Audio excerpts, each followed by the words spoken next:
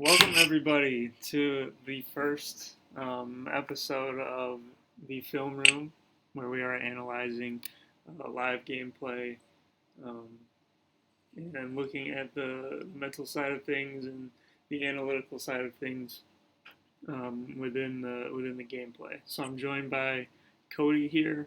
We played some singles the other day, so we are going to talk through this first game that we have.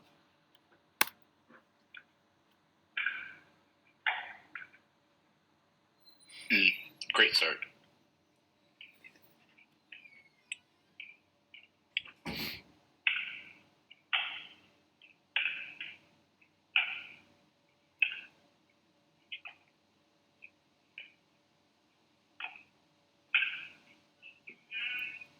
Good lob by you.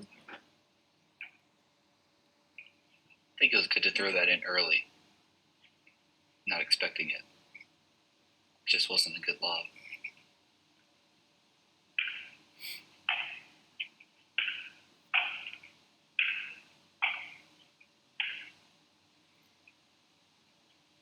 Three really high drives. So I got 2-0. Or 0-2.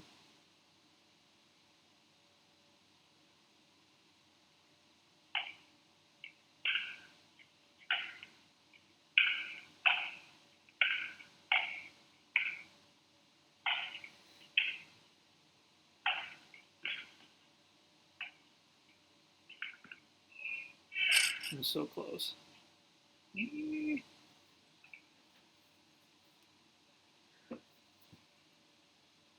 Really thought I was going to get that one. You're still hurting from the lob. Yeah. We got to start stretching before we play.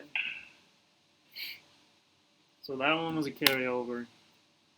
Because I was still thinking about running for that ball and then still thinking about stretching after the lob because I was in pain. So is it 2-2 now? Yeah, 2-2.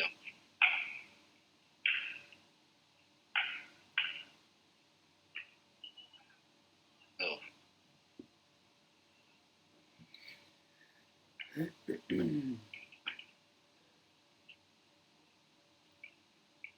Two.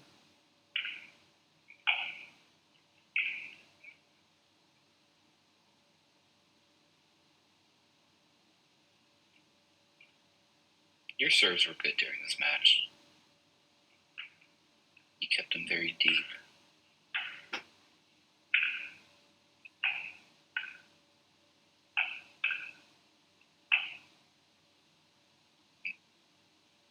should have come in on that. I felt like I gave really good pressure during the game when coming up to the net, which was what my focus was on during the game, especially playing against you.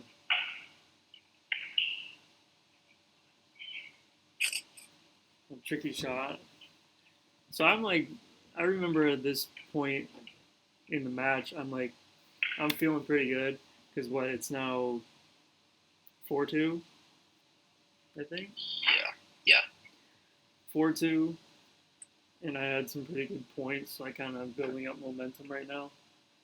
So I'm kind of feeling that's kind of why I hit that backhand slice shot because I was just kind of thinking, nothing to lose because I'm already kind of feeling the momentum a little bit. So.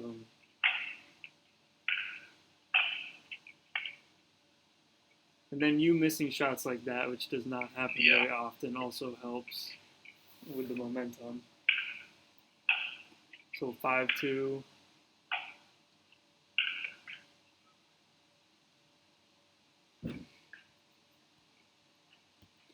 See, I probably could have come up during that point. I could have come up there. I'm leaving the ball so short in the court.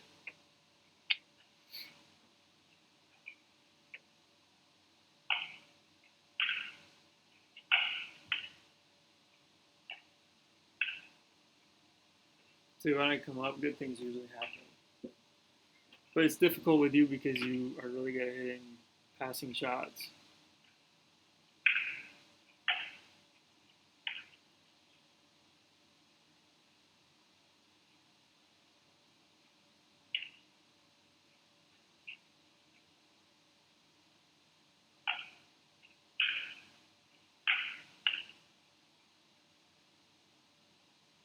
So I remember that was like my one of my focuses for the game was returning when you're serving on the even side, returning to that short corner. That's just a good passing shot. See, that's what happens with you when I come up, and then instead of like staying committed to my game plan of being aggressive and coming up, I think like I gotta stop doing that because you're just gonna keep hitting passing shots. But telling myself that I can continue to be aggressive and come up, even though you can hit those shots, I think is really important when it comes to like competing against you and facing you.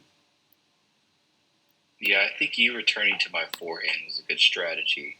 I definitely feel more dangerous on my backhand. Yeah. Which is kind of opposite of most people, I think. Yeah, I'd say your backhand is more deceptive than your forehand.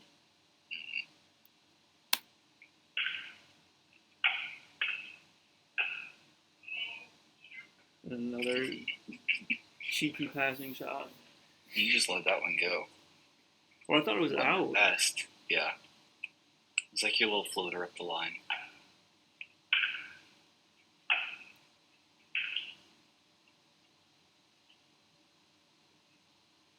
I think right here is where I started to like doubt a little bit because it's you just scored 2 points, so it's like 6-4 or something. Because you hit those two passing shots that weren't really like the first one was like a nice solid passing shot, but the second one was kind of a floater, and I just let it go. So those two I was still like thinking about a little bit, and um, then this one here where I missed the cross court shot wide. Um, that just added to like the frustration and like the doubt that was kind of creeping up for me because I know like playing you that you always um, like you're always going to be in it and you're not just going to like stop playing. So those thoughts kind of crept in my mind and they continue to because you come back here, but so it's like it's 4-6 I think.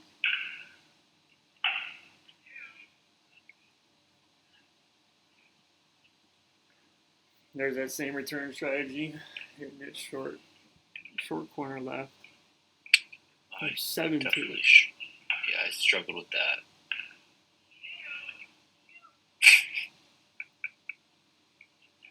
That one actually bothered me. Like I may look like I'm laughing, I'm laughing at it, or it's like not that big of a deal, but actually I'm thinking like, man, that was an awful shot. And yeah. That's fine though, as long as you don't let it carry over.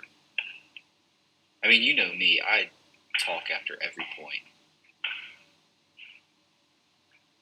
And like some people, like when you hear them talking like that, like to me, that lets me know the other person might be getting a little frustrated. But when they're talking, yeah. But I think I'm pretty good. Like I said, I'll say something after every point, good or bad. But I think I'm pretty good about not, like once a point is over, just moving on to the next one.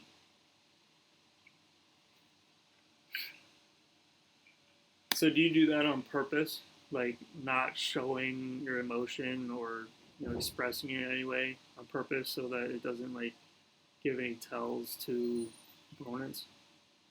Well, no, I'm saying like I do talk after every point. Well, I don't think you're that. I don't think you're that expressive. Like I'll say like, "Oh, that's such a bad shot," or like, "Oh, I should have done this." Like me, if I hear an opponent like talking like that after every point, then to me that's a sign that they might be struggling mentally. Okay.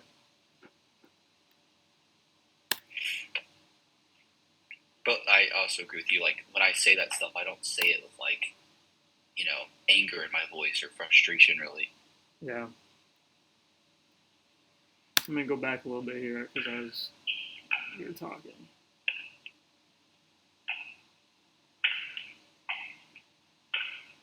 Yeah, that was the point right after I hit the the short one long.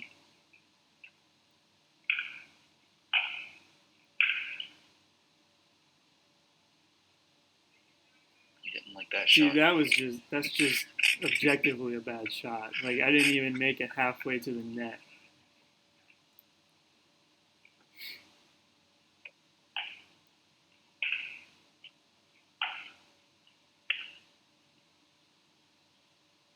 And another thing with this game and just my overall game in general is like opponents targeting my backhand, which is what I think you like to do.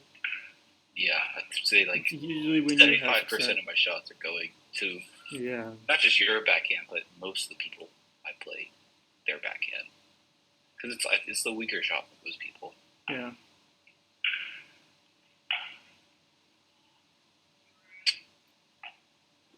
That's like the third or fourth serve return where I hit it in that spot.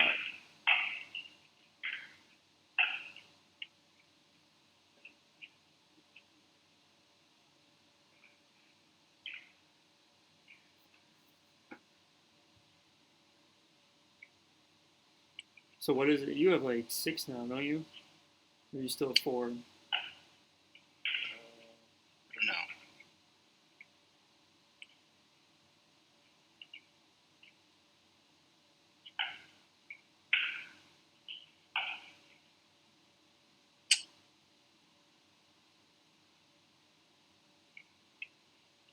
Yeah, I think it's like 8-5.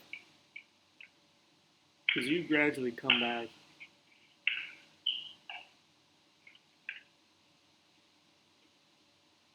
And that close shot is frustrating. Because I got the exact thing I wanted. Like, I'm fine with you bringing me up to the net. Because I'm comfortable with it. Yeah. I mean, that's just a terrible decision. Singles or doubles.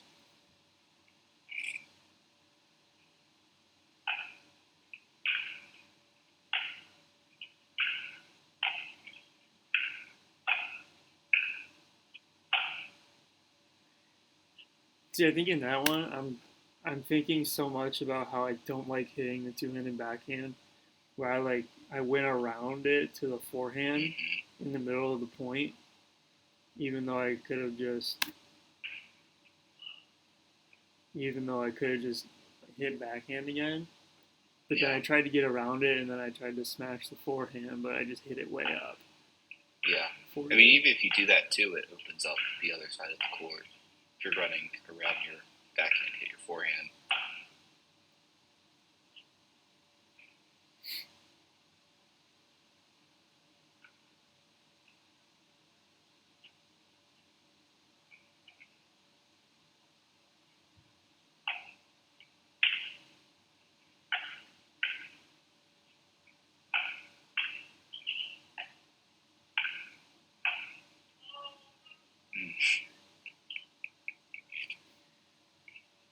Why do you think you went one hand on your shot there instead of 2? I think because the ball was like lower to the ground. Okay. So it would have been hard to get under it with 2 hands. Mm-hmm. I used to play with the one-handed backhand, and I can't even imagine doing that now. Back to the backhand. Still don't like it. Can you tell in my body language at all? Like, if there are like a couple points where I'm struggling, just not hitting good shots, can you tell really. by my body language? No, I mean, you don't give a lot away. Okay. Like, I saw it there. Now, like, the camera's right on you. I saw you roll your eyes. That's what I noticed after this point was me just like. I think I actually looked up at the camera.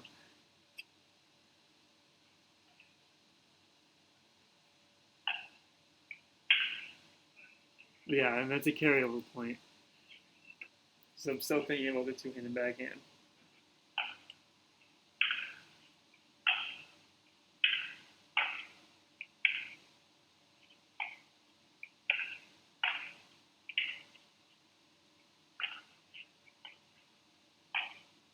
and that's the last point.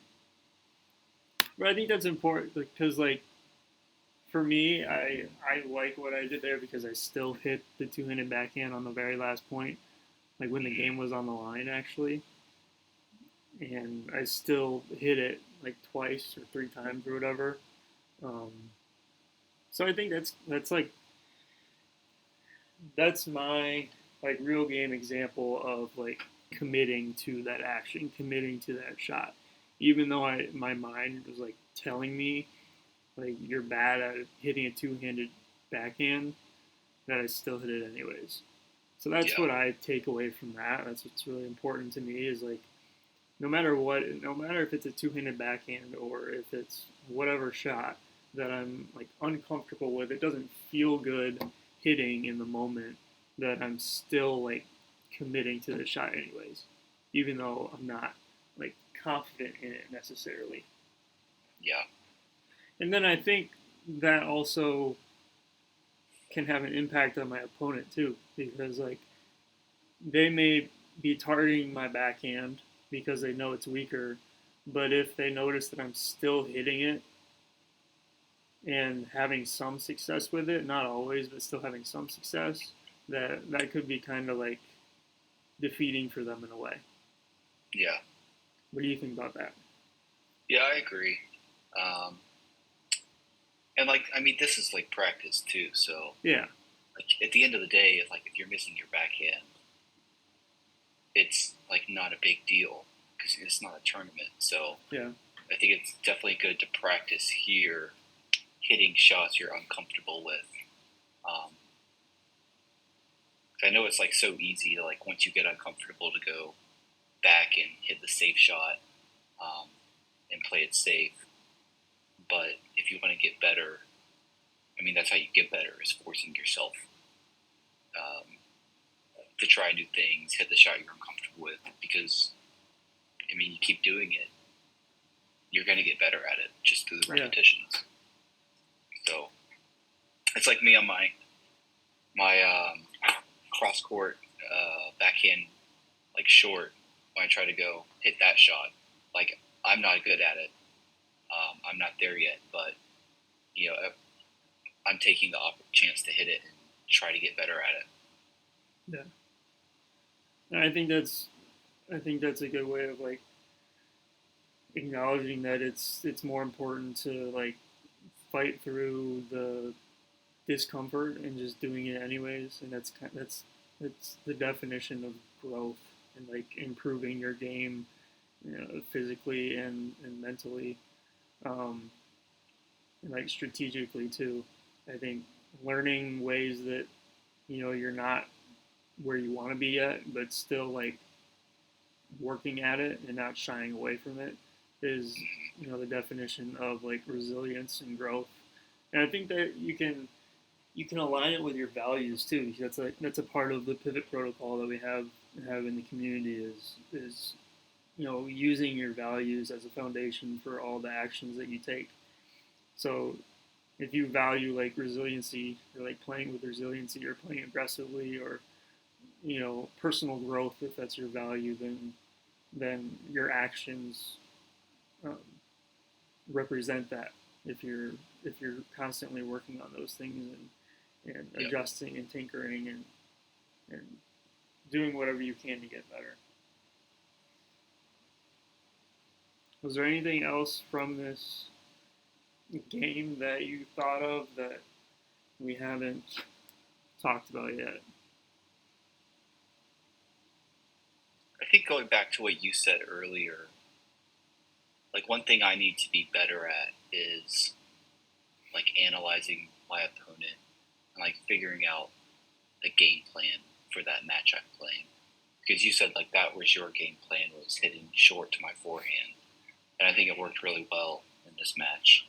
I know that's something I need to be better at. It's kind of breaking down my opponent, um, not just thinking like how like what can I do better, or like how it's like turning it around, not just thinking about what you can do with like your technique or something to be better that match, but also like putting more pressure on your opponents, um, and making them hit shots they're uncomfortable with. Mm-hmm. And I think that's so important when playing, is like being able to dictate the game yourself and not like letting your opponent do that for you. Because if you let the opponent take charge and do it, and that leads you to playing more soft and timid and scared, and that usually doesn't really work out in your favor. So whoever's more aggressive, or not necessarily more aggressive, but just who is more assertive and is like more confident in what they're doing. Maybe confident is not the right word, but um, they know what they're doing, and they have a game plan, and they have certain things that they want to execute in order to accomplish that. Especially in singles, like, which is so streaky. Like, you don't want to let the other person get on the roll and boost their confidence. Like, you got to do something to break that. Yeah, absolutely. Singles is so like volatile, because volatile. How do you pronounce that? Volatile? I think either one. Anyways, it's so streaky. So having like the foundation of like, here's my strategy, here's what I'm doing now.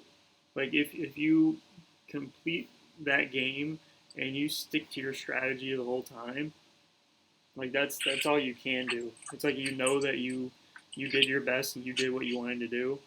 Maybe it's just hats off to the opponent.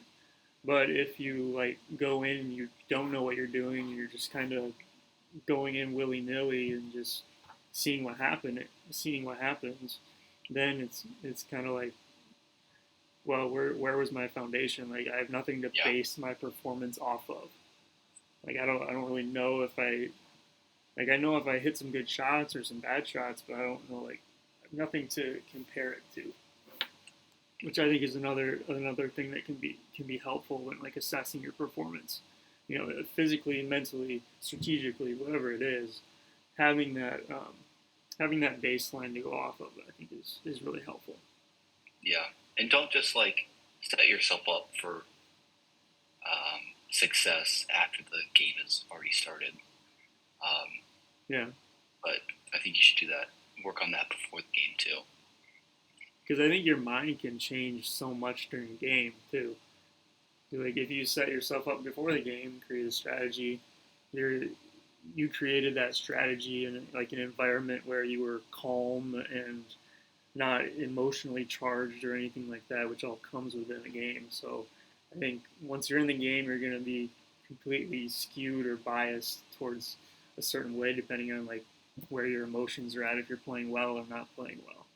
So I think that's a good point to come up with that beforehand and not during the match. Yeah, it's like you said, like, you thought of something when your headspace was clear, and you're in a good spot, versus if you start playing a match and you get into trouble, you can go back to that strategy that you had with like a clear mind, versus if like you don't have one, you might start falling back into like bad habits. Yeah, absolutely, good points.